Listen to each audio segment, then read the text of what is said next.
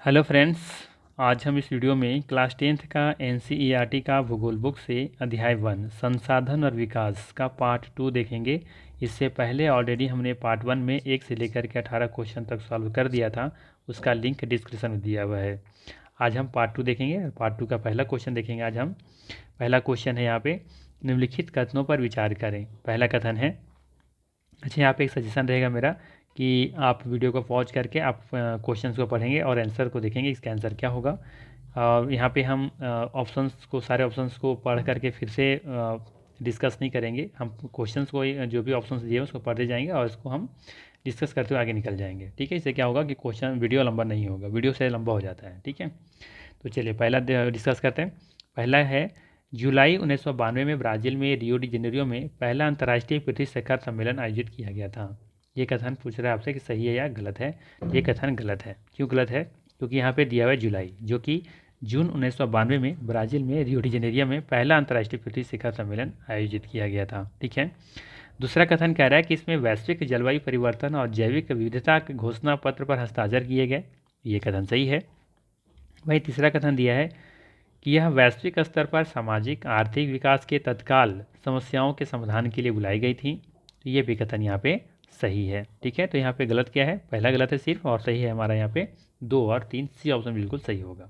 ठीक है, व्याख्या पढ़ते हैं। जून 1992 में ब्राज़ील में रियो डी जेनेरियो में 100 से अधिक देशों के प्रमुखों ने मुलाकात की और वैश्विक स्तर पर पर्यावरण संरक्षण और सामाजिक आर्थिक विकास की तत्काल समस्याओं के समाधान के लिए शिखर सम्मेलन का आयोजन किया गया था।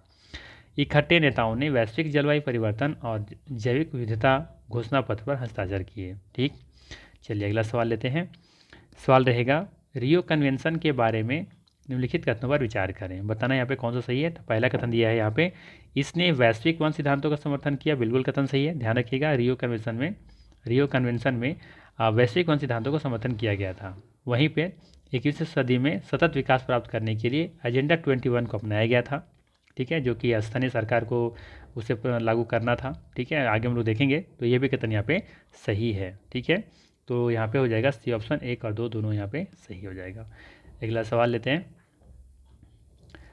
सवाल देखिए आगे, यहाँ पे एजेंडा 21 के बारे में बताना है कि कौन सा कथन यहाँ पे क्या है, सही है। ठीक है, पहला कथन है, इसे 1992 में पर्यावरण और विकास पर संयुक्त राष्ट्र सम्मेलन में हस्ताक्षरित किया गया था। बिल्कुल कथन सही है। दूसरा है, इसका उद्देश्य वैश्विक सतत विकास प्राप्त करना है। ये भी कथन सही है। और तीसरा कह रहा है कि एजेंडा 21 का प्रमुख उद्देश्य यह है कि प्रत्येक स्थानीय सरकार अपना स्थानीय एजेंडा 21 तैयार करे। तो ये भी कथन सही है। ठीक है, तो इसका आंसर क्या हो जाएगा? Option number D. ठीक है, चलिए अगला सवाल लेते हैं।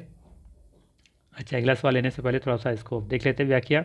एजेंडा 21 संयुक्त राष्ट्र सम्मेलन पर्यावरण और विकास में 1992 में विश्व नेताओं द्वारा हस्ताक्षरित घोषणा है, जो रियो डी जेनेरिया ब्राज़ील में हुई थी। इसका उद्देश्य वैश्विक सतत विकास प्राप्त करना है।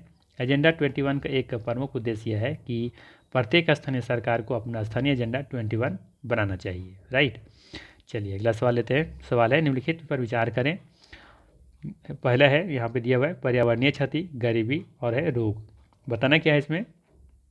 बताना कि एजेंडा 21 का उल्लेख मुद्दों में से किसका मुकाबला करना है। तो याद रखना है आपको कि यहाँ पे पर्यावरणीय क्षति का भी मुकाबला करना है एजेंडा 21 में, और गरीबी से भी लड़ना है हमें, और रोगों से भी। ठीक है, तो तीनों चीज़ यहाँ पे देखेंगे कि एजेंडा 21 में मुकाबला करना है तीनों चीज़ों से। ठीक है, पर्यावरणीय क्षति हो, चाहे गरीबी हो, चाहे रोग हो। इसका सही आंसर क्या हो जाएगा? डी ऑप्शन, उपयुक्त में से सभी। ठीक है, व्याख्या देखिए। एजेंडा 21 का उद्देश्य वैश्विक सतत विकास को प्राप्त करना है। यह आम हितों, आपसी ज़रूरतों और साझा जिम्मेदारियों पर वैश्विक सहयोग के माध्यम से पर्यावरणीय क्षति, गरीबी, बीमारी का मुकाबला करने के लिए एक एजेंडा है।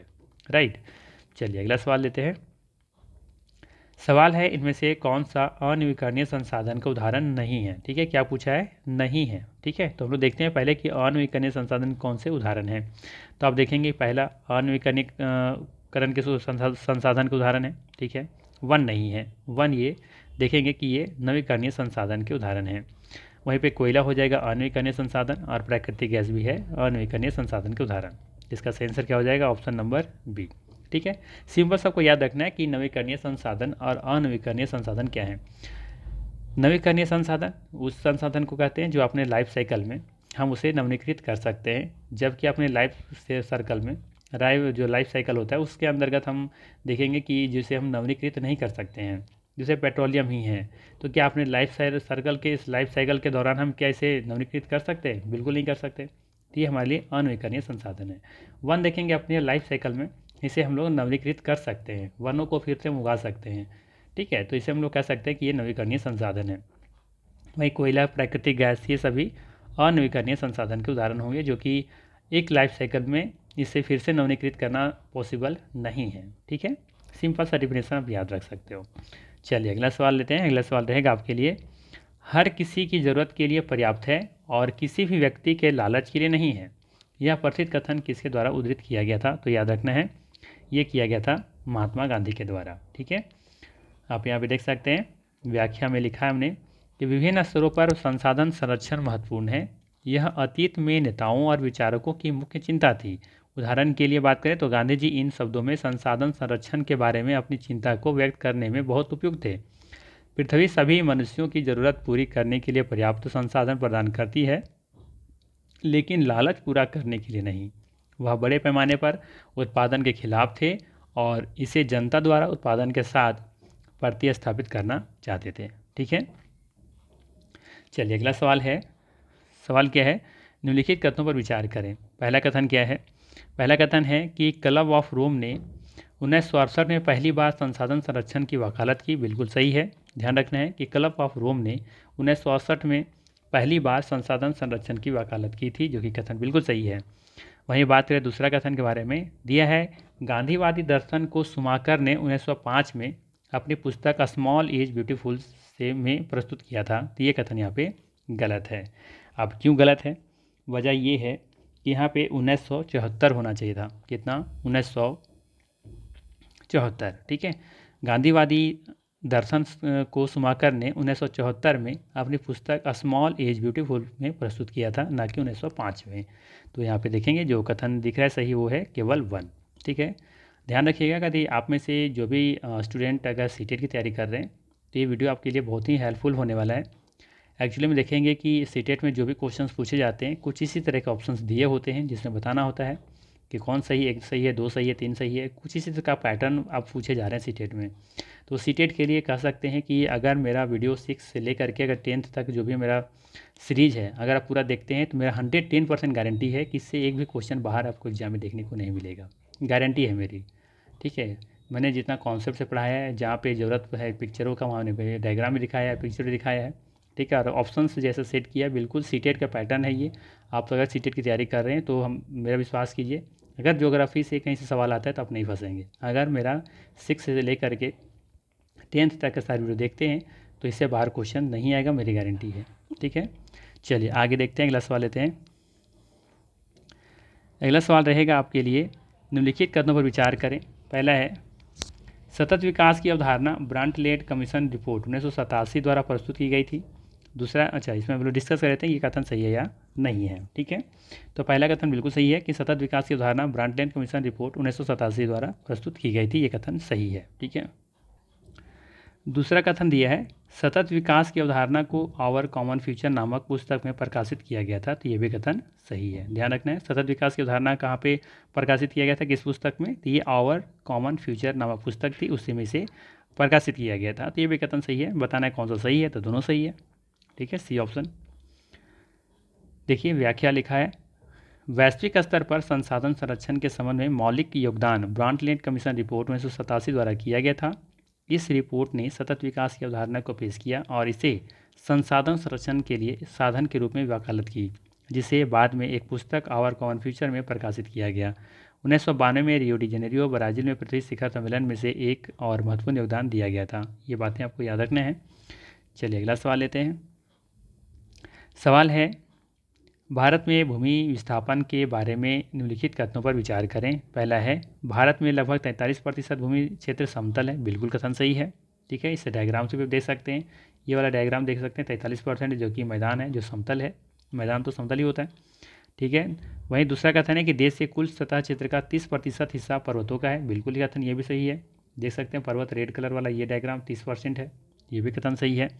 तीसरा है देश के क्षेत्रफल का लगभग 27% पठारी क्षेत्र का है, तो ये देखेंगे ये हमारा पठारी क्षेत्र है, ठीक है, जो लाइट येलो कलर है 27% से, ठीक है। तो ये भी कथन सही है। पूछ रहा है कि आपसे कि कौन सा कथन यहाँ पे सही है, तो यहाँ पे सभी कथन सही होंगे, ठीक, कोई इशू नहीं होना चाहिए यहाँ पे। बाकी डिटेल्स देख लीजिएगा, यहाँ पे वीडियो को पॉज कीजिए और पढ़ लीजिएगा।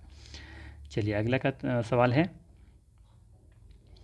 निम्नलिखित कथनों पर विचार करें। पहला है, एक या एक से कम कृषि वर्ष के लिए खेती के बिना छोड़ी गई भूमि कृषि भूमि है।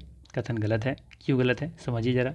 कह रहा है कि एक या एक से कम कृषि वर्ष के लिए खेती के बिना छोड़ी गई भूमि कृषि भूमि योग भूमि है। अर्थात कहने मतलब ये है कि अगर मेरा कोई ये मान लेते हैं कोई खेत है, इस पर हम क्या कर रहे हैं, एक या एक साल से कम जिसमें हम क्या करें, खेती नहीं कर रहे हैं, तो बिना खेती किए हम छोड़ दे रहे हैं, ठीक है। तो इसे क्या भूमि कृषि योग भूमि कहेंगे? नहीं, इसे कहते हैं परती भूमि। क्या बोलते हैं? परती भूमि कहते हैं। अगर एक साल तक हम लोग वहाँ पे कोई खेती नहीं कर रहे हैं, कोई कृषि कार्य नहीं किए हैं खेत पर, तो कहा जाएगा किसी ने उन्हें परती छोड़ रखा है, ठीक है। तो इसे हम भूमि कृषि योग भूमि नहीं कहेंगे, इसे हम लोग परती भूमि कहेंगे। तो पहला कथन गलत है।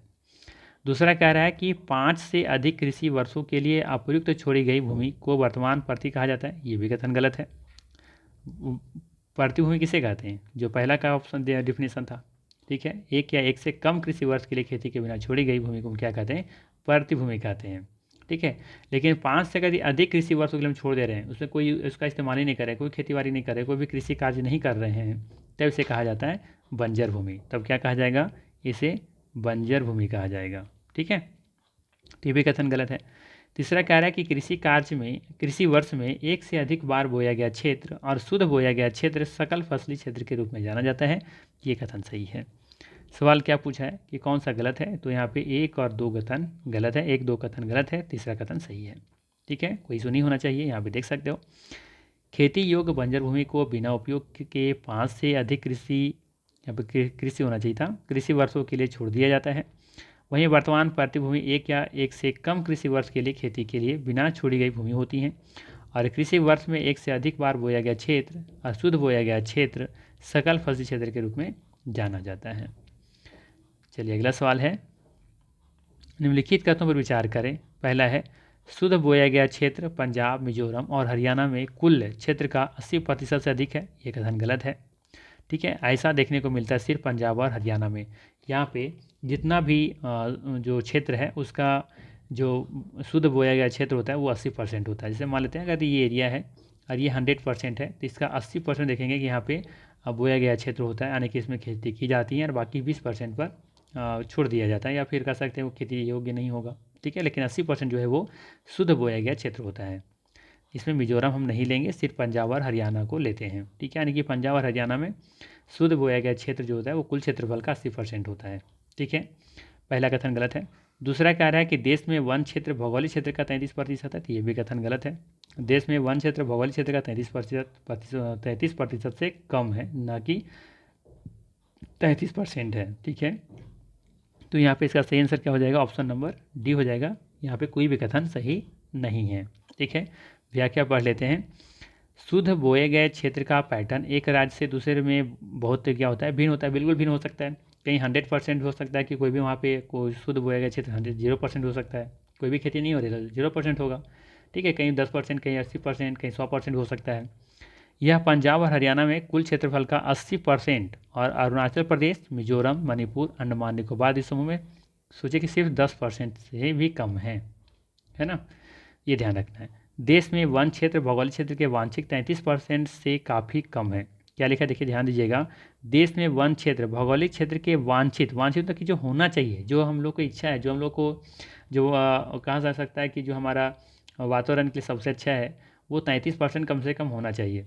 अगर मान लेते हैं अगर ये भूमि, अगर ये जंगल है, अगर मान लेते हैं अगर ये हमारा पूरा कुल पृथ्वी है, मान लेते हैं कुल भारत का क्षेत्रफल है ये, तो इसमें से जितना भी भारत का क्षेत्रफल है उसमें से कहने का मतलब ये है कि 33% पर कम से कम जंगल होना चाहिए, वन होना चाहिए, ठीक है।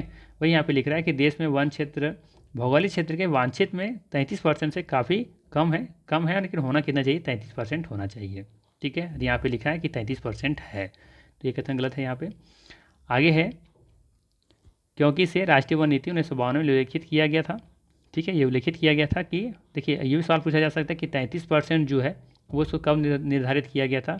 तो जो आया था राष्ट्रीय वन नीति 1952 में, इसमें उस समय इसको निर्धारित किया गया था कि वनों की जो स्थिति है कम से कम 33% होना चाहिए, जो कि 33% नहीं है। ठीक है, आई थिंक 24-25% के आसपास ही है। इसे पारिस्थितिकी संतुलन के रखरखाव के लिए आवश्यक माना गया था। ठीक है, यानी कि 33% है, तुम कह सकते हैं कि पारिस्थितिकी जो संतुलन है, बैलेंस है, उसके रखरखाव के लिए ये बहुत इंपॉर्टेंट हो जाता है और ज़रूरी भी है। ठीक है, चलिए अगला सवाल लेते हैं। निम्नलिखित कथनों पर विचार करें। पहला है, भूमि संरक्षण के लिए उचित उपाय किए बिना इसके लंबे समय तक लगातार उपयोग से भूमि क्षरण होता है। बिल्कुल कथन सही दिख रहा है कि भूमि क्षरण के लिए उचित उपाय किए बिना, हम कोई भी एक सटीक कोई उपाय किए नहीं और उसके उपाय किए बिना हम क्या करें, लंबे समय से लगातार उस पर उपयोग कर रहे हैं, तो क्या होगा, भूमि क्षरण तो होगा ही होगा। ठीक है, कथन सही है। दूसरा कह रहा है कि बंजर भूमि में चट्टानी, शुष्क और रेगिस्तानी क्षेत्र शामिल हैं और अन्य भूमि गैर कृषि उपयोगों में शामिल है। ये भी कथन सही है।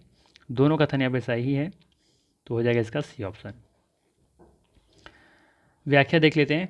बंजर भूमि में चट्टानी, शुष्क रेगिस्तानी क्षेत्र शामिल हैं और अन्य गैर कृषि उपयोग में प्रयुक्त भूमि में बस्तियां, सड़कें, रेलवे, उद्योग आदि शामिल हैं।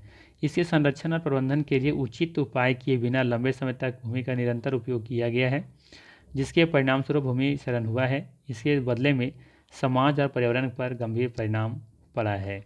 ठीक है, चलिए अगला सवाल लेते हैं। अगला सवाल रहेगा आपके लिए, निम्नलिखित पर विचार करें। ठीक है, पहला दे रखा है वनों की कटाई, दूसरा है चराई, तीसरा है खनन और उत्खनन।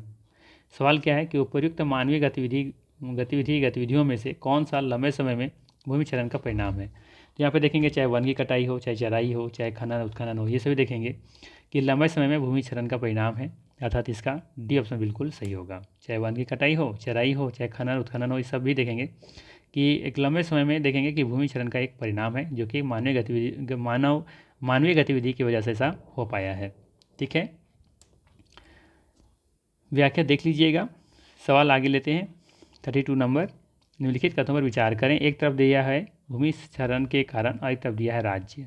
भूमि क्षरण के कई कारण हो सकते हैं, जैसे कि अधिक चराई, अधिक सिंचाई, खनन के कारण वनों की कटाई। इन सब वजहों से देखेंगे कि भूमि क्षरण होता है। तो किन किन राज्यों में भूमि क्षरण हुआ है, तो उस वहाँ पर वजह क्या रही होंगी। जैसे कि है पहला, खनन के कारण वनों की कटाई। अब जहाँ पे ज़्यादा खनन होगा तो वहाँ पे जाहिर सी बात है वन को काटना होगा, वनों को साफ करना होगा, तभी तो खनन के काम कर पाएंगे हम लोग। तो खनन कहाँ किया जाएगा, जहाँ पे देखेंगे कि खनिज ज़्यादा मात्रा मिलते होंगे, जैसे कि चाहे छत्तीसगढ़ हो, झारखंड हो, छत्तीसगढ़ हो, मध्य प्रदेश हो, उड़ीसा, इन जैसे को राज्यों में देखेंगे कि बहुत ज़्यादा मात्रा में खनिज मिलते हैं, तो यहाँ पे वनों की कटाई भी ज़्यादा हो रही होंगी। तो पहला कथन बिल्कुल यहाँ पे देखेंगे सही मैच किया हुआ है। ठीक है, दूसरा लिखा है अति चराई। अति चराई कहाँ पे होगा, तो देखिए ये गुजरात, राजस्थान, मध्य प्रदेश और महाराष्ट्र में देखेंगे कि बहुत ज़्यादा चराई की वजह से यहाँ पे भूमि क्षरण हुआ है। ये कथन यहाँ पे सही है। अधिक सिंचाई, अधिक सिंचाई की वजह से भूमि क्षरण कहाँ हुआ है, तो ये पंजाब, हरियाणा और पश्चिमी उत्तर प्रदेश में हुआ है। याद कीजिए, हरित क्रांति जब आई थी तो उस समय अधिक उपज बढ़ाने के लिए वहाँ पे अधिक सिंचाई की वजह से किया गया था, उर्वरकों का प्रयोग किया गया था, जिससे वहाँ पे मिट्टी में लवणता देखने को मिली, मात्रा बढ़ गई है ना, जिसकी वजह से देखेंगे कि भूमि का क्षरण हुआ है वहाँ पे, है ना। अधिक सिंचाई से भी क्या होता है, लवणता बढ़ जाती हैं। तो इन सब वजह से देखेंगे कि पंजाब, हरियाणा, पश्चिमी उत्तर प्रदेश में भूमि क्षरण हुआ है। हाँ, अलग बातें हैं कि पंजाब, हरियाणा में देखेंगे कि हरित क्रांति से बहुत ज़्यादा लाभ लिए भी और बहुत ज़्यादा उत्पादन वहाँ बढ़ा भी, लेकिन एक दूसरी तरफ देखेंगे नुकसान भी हुआ कि भूमि क्षरण वहाँ बहुत ज़्यादा देखने को मिला। ठीक है, तो ये भी कथन यहाँ पे सही है। तो इसका सही आंसर हो जाएगा ऑप्शन नंबर डी, उपर्युक्त में से सभी। व्याख्या पढ़ लेते हैं। झारखंड, छत्तीसगढ़, मध्य प्रदेश और उड़ीसा में खनन के कारण, वनों की कटाई के कारण भूमि में भारी गिरावट आई है। वहीं बात करें गुजरात, राजस्थान, मध्य प्रदेश और महाराष्ट्र जैसे राज्यों में अति चराई यानी कि बहुत ज़्यादा चराने की वजह से भूमि क्षरण के प्रमुख कारणों में से एक हैं। वहीं बात करें पंजाब, हरियाणा और पश्चिमी उत्तर प्रदेश में, तो भूमि में लवणता और क्षारीयता में वृद्धि के लिए जल जमाव के कारण सिंचाई पर अधिक सिंचाई भूमि क्षरण के लिए जिम्मेदार है। तो ये ध्यान रखना है। चलिए अगला सवाल है, निम्नलिखित कथनों पर विचार करें। क्या दिया है, वनीकरण, चराई पर नियंत्रण, बंजर भूमि का उचित प्रबंधन, और चौथा है खनन गतिविधियों पर नियंत्रण। बताना है उपर्युक्त में से कौन सा भूमि क्षरण को कम करने के तरीके हैं, किससे हम क्या ऐसा काम करें कि भूमि क्षरण कम से कम हो सके। ठीक है, तो क्या वनीकरण करने से होगा, बिल्कुल होगा। चराई पर नियंत्रण करने से भी होगा। बंजर भूमि का उचित अगर मैनेजमेंट करते हैं तो भी वो पॉसिबल है। और खनन गतिविधियों पर अगर नियंत्रण करते, कंट्रोल करते हैं, तो भी हम यहाँ पे भूमि क्षरण को रोक सकते हैं। तो इन सभी वजहों से हम क्या कर सकते हैं, भूमि क्षरण को रोक सकते हैं। ये सभी तरीके हैं, तो उपयुक्त में से सभी इसका सही आंसर होगा। ठीक है, बाकी यहाँ पे व्याख्या है, देख लीजिएगा। अगला सवाल है, निम्नलिखित कथनों पर विचार करें। पहला है, बहता हुआ जल मृदा को काटते हुए गहरी अवनालिकाएं बनाता है। बिल्कुल कथन यहाँ पे सही है। बहता हुआ जल मृदा को काटते हुए गहरी अवनालिकाएं बनाती है, बिल्कुल सही है। देखेंगे कुछ इस तरीके से, ठीक है। देखेंगे यहाँ पे तेज गति से जब हवा जब चलती हैं, पानी बहती है ना, तो इस तरीके से अवनालिका नली की तरह ये बना लेती हैं, ठीक है। तो ये कथन बिल्कुल यहाँ पे सही है, देख सकते हैं यहाँ पे लिखा है ना, अवनालिका अपर्दन। तो ये कथन बिल्कुल सही है। बहता हुआ जल मृदा को काटते हुए गहरी अवनालिका बनाता है, ठीक है। और इसे ही चंबल बेसिन से खराब भूमि को क्या कहा जाता है, खड्डू कहा जाता है, ठीक है, ध्यान रखिएगा। बहता हुआ जल मृदा को काटते हुए जो गहरी अवनालिका बनाता है, तो ये फिर ये कह सकते हैं कि भूमि खेती के लिए सही नहीं रह जाता, ठीक है। ऐसी भूमि को चंबल बेसिन में से क्या कहा जाता है, इसी खराब भूमि को कहा जाता है, वहाँ पे खड्डू कहा जाता है। तो ये कथन सही है। और आगे लिखा है कि सीट अपर्दन जो है वो पवन अपर्दन का वो दूसरा नाम है, तो ये कथन गलत है। सही क्या है यहाँ पे, 1 और 2, पहला ऑप्शन सही होगा, ठीक है। यहाँ पे पढ़ लेते हैं, कॉन्सेप्ट क्लियर हो जाएगा। जैसे बहता जल मृतिका युक्त मृदाओं को काटते हुए गहरी वाहिकाएं बनाता है, जिसे अवनालिकाएं कहते हैं। यह भूमि खेती के लिए अयोग्य हो जाती हैं और खराब भूमि के रूप में जानी जाती हैं। चंबल बेसिन में ऐसी भूमि को खड्डू कहा जाता है, ठीक है। वहीं बात करें सीट अपर्दन, मिट्टी की पतली परतों में से एक समान रूप से हटाने की प्रक्रिया है। सीट अपर्दन मिट्टी की पतली परतों में एक समान रूप से हटाने की प्रक्रिया है, और यह तब होता है जब मिट्टी के कण वर्षा के पानी द्वारा मिट्टी के सतह पर समान रूप से फैल जाते हैं, जो जमीन में रिश्ता नहीं है। इसे चादर अपर्दन या तो सीट एरोजन कहा जाता है। पवन द्वारा मैदान अथवा ढालू क्षेत्र में मिट्टी को उड़ा ले जाने की प्रक्रिया को क्या कहते हैं, पवन अपर्दन कहते हैं, ठीक है। तो ये बेसिक सा कॉन्सेप्ट था। चलिए अगला सवाल लेते हैं। सवाल है, निम्नलिखित कथनों पर विचार करें। पहला है, रक्षा पंक्ति वायु अपर्दन को रोकते हैं, बिल्कुल सही है। जो वायु से जो अपर्दन होता है, वायु जब तेज गति से चलती हैं तो उसमें क्या होता है, मिट्टी का अपर्दन होता है। तो लोग क्या करते हैं, रक्षा पंक्ति बना देते हैं, जिससे क्या होता है, वायु अपर्दन को ये रोक सकते हैं या रोका जा सकता है। जैसे अगर मान लेते हैं कुछ इस तरीके से खेत है और हवाएं किस दिशा से आ रही होती हैं तेज गति से, तो ये क्या होगा, हम मिट्टी को उड़ा कर ले जाती हैं। जैसे वायु अपर्दन जिसे हम कह सकते हैं, मिट्टी का अपर्दन होता है इससे। तो हम क्या करेंगे कि खेतों के किनारे किनारे हम क्या करेंगे, इस तरह से पेड़ पौधा लगा देंगे, तो उससे क्या होगा, इसे ही रक्षापंथी कहेंगे। और या तो फिर इसे हम लोग रक्षक मेखला भी कहते हैं, ठीक है। तो इससे क्या होगा कि ये जो पेड़ पौधे लगे होते हैं, तो इससे वायु को क्या कहते हैं, गति को जो बल है, ताकत है, उसको क्या कहता है, रोक देता है, जिसकी वजह से फिर यहाँ पे देखेंगे अपर्दन क्या हो जाता है, कम होने लगता है या फिर ना के बराबर होता है, ठीक है। इसे ही पहला पॉइंट में जो है बताया गया है कि रक्षापंथी वायु अपर्दन को रोकते हैं, तो ये कथन बिल्कुल सही है, ठीक है। अगला पॉइंट है कि पश्चिमी भारतीय रेगिस्तान में रेत के टीलों के स्थिरीकरण में रक्षा पंक्तियों का योगदान है, तो ये भी कथन यहाँ पे सही है, ठीक है। तो बताना है कि कौन सा सही है, तो डी ऑप्शन यहाँ पे नहीं, सी ऑप्शन सही होगा। 1 और 2 दोनों यहाँ पे सही है, ठीक है। देखिए, रक्षा पंक्ति बनाने के लिए पेड़ों की कतारें लगाई जाती हैं, जो हवा के बल को रोकती हैं। ऐसे पेड़ों की पंक्तियों को रक्षक मेखला भी कहा जाता है। इन रक्षक पट्टियों को पश्चिम भारत में रेत के टीलों को अस्थायीकरण में महत्वपूर्ण योगदान रहा है, याद रखना है। और इस अध्याय का अंतिम सवाल है, निम्नलिखित में से कौन सा कथन असत्य है, ठीक है। कौन सा कथन असत्य है, हम ढूंढते हैं कि कौन सा पहले सत्य है। तो पहला कथन क्या है कि पश्चिमी एशिया का खनिज तेल जो है वो वास्तविक संसाधन है, बिल्कुल सही है, ठीक है। जिसका मुझे मात्रा ज्ञात होती है ना, ये वैसे संसाधन जिसकी मात्रा ज्ञात है, जिसका हम लोग वर्तमान उपयोग कर रहे होते हैं, उसे हम लोग वास्तविक संसाधन कहते हैं, बिल्कुल सही है। केरल की मोनाजैट संभावित संसाधन का उदाहरण है, ये भी कथन सही है। संभावित संसाधन है जिसका प्रयोग अभी हम नहीं कर रहे, उसकी मात्रा ज्ञात नहीं है, ना ही उसका क्वालिटी के बारे में मुझे पता है। ऐसे संसाधनों को संभावित संसाधन कहा जाता है, जो कि केरला की मोनाजैट एक इसका उदाहरण है, ठीक है। लद्दाख में भी जो कुछ पाया गया ना, भी हाल फिलहाल में क्या उसको बोलते हैं, वो भी क्या है, एक संभावित संसाधन के उदाहरण है, ठीक है। सी कह रहा है कि निश्चित स्थान में पाए जाने वाले संसाधनों को सर्वव्यापक संसाधन कहते हैं, ये कथन गलत हो जाएगा। निश्चित स्थान में पाए जाने वाले स्थानों को स्थानीय संसाधन कहेंगे, ना कि सर्वव्यापक संसाधन। सर्वव्यापक संसाधन ऐसे संसाधन होते हैं जो कि पूरे पृथ्वी पर समान रूप से देखने को मिलते हैं, जैसे कि पानी लगभग पृथ्वी के हर जगह पर पानी देखने को मिलता है, जिसे हम लोग कहेंगे सर्वव्यापक संसाधन। जैसे बोले कोयला, तो कोयला देखेंगे कि हर जगह नहीं मिलता है, तो इसे हम लोग कह सकते हैं स्थानीय संसाधन, ठीक है। डी में लिखा है कि वैसे संसाधन जिसकी मात्रा ज्ञात होती है वैसे वास्तविक संसाधन कहते हैं, ये भी कथन सही है। तो गलत क्या हुआ यहाँ पे, सी ऑप्शन, निश्चित स्थानों में पाए जाने वाले संसाधन को सर्वव्यापक संसाधन कहते हैं, ठीक है, तो ये था मोस्ट इंपॉर्टेंट 36 MCQ इस अध्याय से। अगर वीडियो अच्छा लगा तो लाइक ज़रूर कीजिएगा, चैनल पर नहीं तो सब्सक्राइब कर लीजिएगा। बाकी मिलते हैं हम लोग फिर इसी तरह के नेक्स्ट वीडियो में। Thanks for watching.